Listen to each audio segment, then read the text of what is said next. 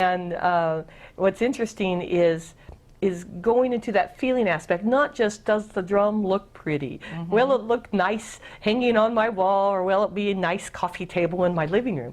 It's a feeling aspect of going down and feeling the call. Is you're sending out a call in consciousness and intent, and the drum is answering that intent that yes, that's part of its service contract. I got to tell how you got your big one. She wanted a big Native American drum. We found this drum in Arizona at a furniture store, and they were using it for a coffee table with glass over it. And it's a flame shape like a teardrop, and it sounds so wonderful. So you never know where you're going to find them. Right. It was actually the top part of the leather was actually kind of loose, and I took it to the Taos Drum Factory, and they said that it had been made from a green stump, and they put some stabilizers on the inside and put a new skin over it.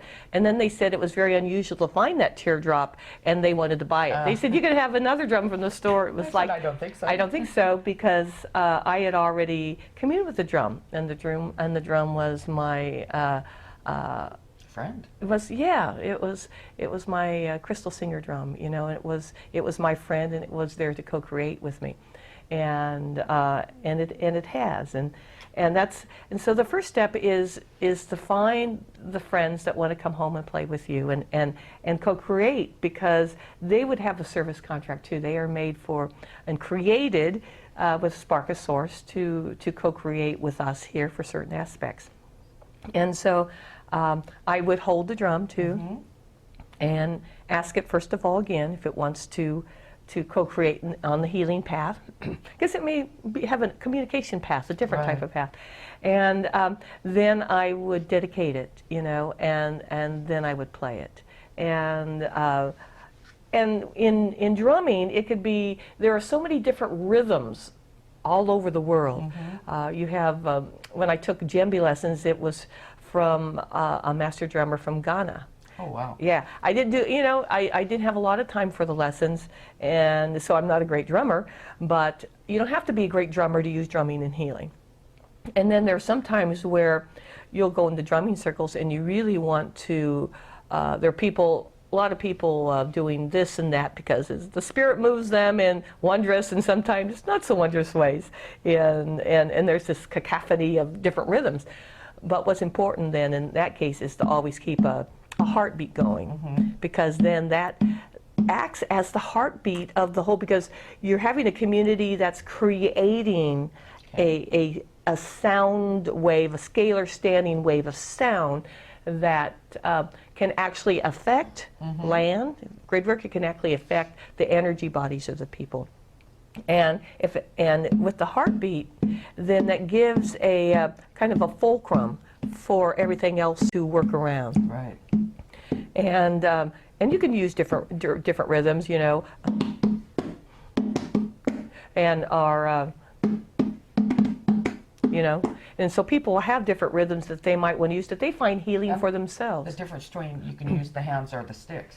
Absolutely, you can use the sticks, which I didn't bring with me, of course. Or mallets. Or mallets, and or you can use the tips of your fingers. You can use the palm of your hand. You can use what they call a slap, and there's probably lots of other ways depending on the society you come from, and the tribal rhythms or the drumming traditions. That was the word I wanted.